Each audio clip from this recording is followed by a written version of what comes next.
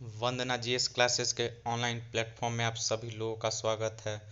तो आज का जो टॉपिक है वो बायोलॉजी से जीव जगत का वर्गीकरण है। तो इस वीडियो को देखने से पहले ज़्यादा से ज़्यादा लाइक शेयर और कमेंट करें, और जो भी आपके डाउट्स हो वो कमेंट्स के माध्यम से आप पूछ सकते हैं।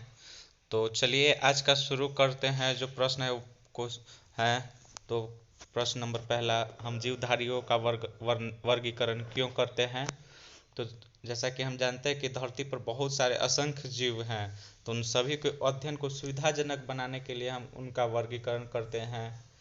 तो बढ़ते हम अपने अगले प्रश्न की तरफ। तो अपने चारों ओर फैले जीव रूपों की विभिन्नता के 3 उदाहरण दें। तो हम अपने आसपास परिवेश के चारों ओर फैले जीव जीव रूपों की विभिन्नता के 3 उदाहरण जो हैं वो हम आपको देते हैं। मनुष्य जैसे कि मनुष्य जो है वो 2 पैरों पे चलता है, चिड़िया आकाश में उड़ती है, मछली पानी में रहती है। इस तरह से बहुत सारे उदाहरण हो सकते हैं। तो चलिए हम बढ़ते हैं अपने अगले प्रश्न की तरफ। तो आपका अगला प्रश्न जो है वो जीवों के वर्गीकरण के लिए सर्वाधिक मूलभूत लक्षण क्या हो सकता है। तो जैसा कि आपको ये दिया गया है ऑप्शन में, उनका ए निवास स्थान और बी उनकी कोशिका की संरचना। तो इसका आंसर जो होगा वो ऑप्शन बी होगा, उनकी कोशिका की संरचना। तो पढ़ते हैं हम अपने अगले प्रश्न की तरफ। तो प्रश्न नंबर 4 जो है, जीवों के प्रारंभिक विभाजन के लिए किस मूल लक्षण को आधार बनाया गया है। तो जीवों के प्रारंभिक विभाजन के लिए कोशिका की रचनाओं को मूल आधार बनाया गया है। तो बढ़ते हम अपने अगले प्रश्न की तरफ। तो जो हमारा अगला प्रश्न है वो है, किस आधार पर जंतुओं और वनस्पतियों को एक दूसरे से भिन्न वर्ग में रखा जाता है। तो जैसा कि हम जानते हैं कि जंतुओं और वनस्पतियों को बहुत सारे विभिन्न वर्गों में बांटा गया है। तो उनका बांटने का हमारा तरीका जो है वो भोजन ग्रहण करने या निर्माण करने के तरीके के आधार पर जंतु और वनस्पतियों को अलग अलग वर्गों में रखा जाता है। पौधे अपना भोजन स्वयं बनाते हैं, जबकि जंतु भोजन के लिए दूसरे जीवों पर निर्भर रहते हैं। तो बढ़ते हम अपने अगले प्रश्न की तरफ। आदिम जीव किन्हें कहते हैं और ये तथा कथित उन्नत जीवों से किस प्रकार भिन्न होते हैं।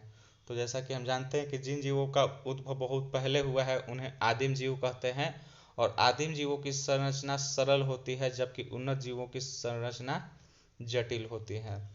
तो बढ़ते हम अपने अगले प्रश्न की तरफ। तो आपका प्रश्न नंबर जो 7 है वो, क्या उन्नत जीव और जटिल जीव एक जैसे होते हैं। तो जैसा कि हम जानते हैं कि उन्नत जीव और जटिल जीव दो जो होते हैं वो एक जैसे होते हैं, लेकिन जीवों का विकास डार्विन के क्रमिक विकास सिद्धांत के अनुसार हुआ है। जब पर्यावरण में परिवर्तन होता है तो कई जीव अपने आप को उसमें ढालने के लिए अपनी संरचना में परिवर्तन करते हैं। जो जीव ऐसा करने में अधिक सक्षम होते हैं वह जीवित बचते हैं, और बाकी जीव जो होते हैं वो विलुप्त हो जाते हैं। तो इस तरह से धीरे धीरे जीवों की जटिलता बढ़ने लगती है, इसलिए हम कह सकते हैं कि उन्नत जीव और जटिल जीव एक जैसे होते हैं। तो बढ़ते हैं हम अपने अगले प्रश्न की तरफ।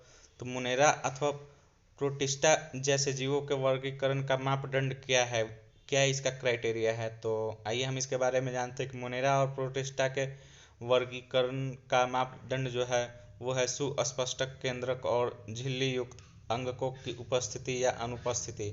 इस आधार पर मोनेरा और प्रोकैरियोटी होते हैं, जबकि प्रोटिस्टा यूकैरियोटी होती है। तो एग्जाम पॉइंट ऑफ व्यू से काफ़ी इम्पोर्टेंट क्वेश्चन है, तो इसको आप अच्छे से नोटबुक में नोट करते चले ताकि आने वाले एग्जामों में आपके लिए काफ़ी सुविधाजनक हो। तो बढ़ते हम अपने अगले प्रश्न की तरफ। तो प्रकाश संश्लेषण वाले एक कोश के यूकैरियोटी जीव को आप किस जगत में रखेंगे। तो इसे हम प्लांटी जगत में रखते हैं। तो आइए क्वेश्चन नंबर 10 पर आते हैं। वर्गीकरण के विभिन्न पदानुक्रमों में किस समूह में सर्वाधिक समान लक्षण वाले सबसे कम जीवों और किस समूह में सबसे ज़्यादा संख्या जीवों में रखा जाएगा। तो जैसा कि हम जानते हैं कि स्पीसीज में समान लक्षण वाले सबसे कम जीव और जगत में सबसे अधिक जीव को रखा जाता है।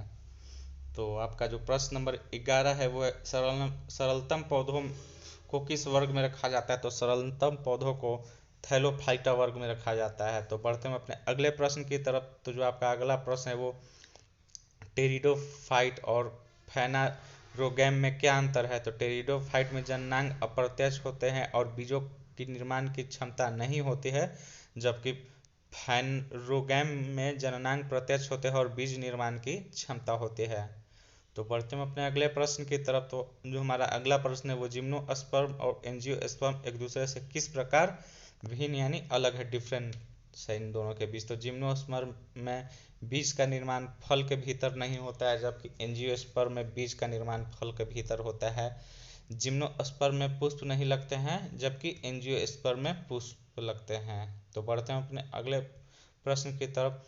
तो पोरीफेरा और सिलेंट्रेटा वर्ग के जंतुओं में क्या अंतर है। तो पोरीफेरा का शरीर ऊतकों में विभाजित नहीं होता है, जबकि सिलेंट्रेटा का गठन ऊतक स्तर का होता है। तो बढ़ते हम अपने अगले प्रश्न की तरफ। तो अगला जो हमारा प्रश्न है वो है एनिलिडा के जंतु ऑर्थोपोडा के जंतुओं से किस प्रकार भिन्न है। तो एनिलिडा में संधि युक्त पाद नहीं होते हैं, जबकि ऑर्थोपोडा में संधि युक्त पाद होते हैं। तो बढ़ते हैं अपने अगले प्रश्न की तरफ। तो अगला जो प्रश्न है वो हमारा जल स्थलचर और सरीसृप में क्या अंतर है। तो जल स्थलचर जीवों को अंडे देने के लिए जल की जरूरत होती है, जबकि सरीसृपों को ऐसी कोई जरूरत नहीं होती। जल स्थलचर जीव अपनी त्वचा से श्वास भी ले सकते हैं, जबकि सरीसृप केवल फुफ्फुस से श्वास लेते हैं।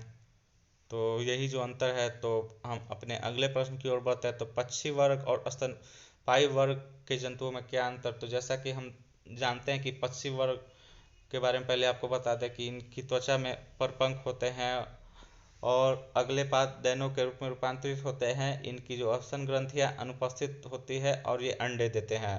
लेकिन यही स्तनपायी जो जंतु है इनके त्वचा पर रोम होती है और अगले पादों में ऐसा कोई रूपांतरण नहीं होता है और इनकी जो स्तन ग्रंथियां होती है वो उपस्थित होती है और ये शिशु को जन्म देते हैं। तो चलिए हम बढ़ते हैं हम आगे की ओर। तो जैसा कि यहाँ पे कुछ जीवधारियों के वैज्ञानिक नाम दिए गए हैं, तो आप इन सभी को अच्छी तरीके से नोटबुक में नोट करते चले और एग्जाम पॉइंट ऑफ व्यू से काफ़ी इम्पोर्टेंट होने वाला है। तो जैसा कि हम जानते हैं कि मनुष्य को हम उससे सैपियंस के कैटेगरी में रखा गया है। जो वैज्ञानिक नाम है, जैसे गाय को बॉस इंडिसस में रखा गया है, आम को मैग्नीफेरा इंडिका में रखा गया है, धान को और ओरिजा एस्टिवा में रखा गया है, गेहूं को ट्रिसियम एस्टिवियम में रखा गया है।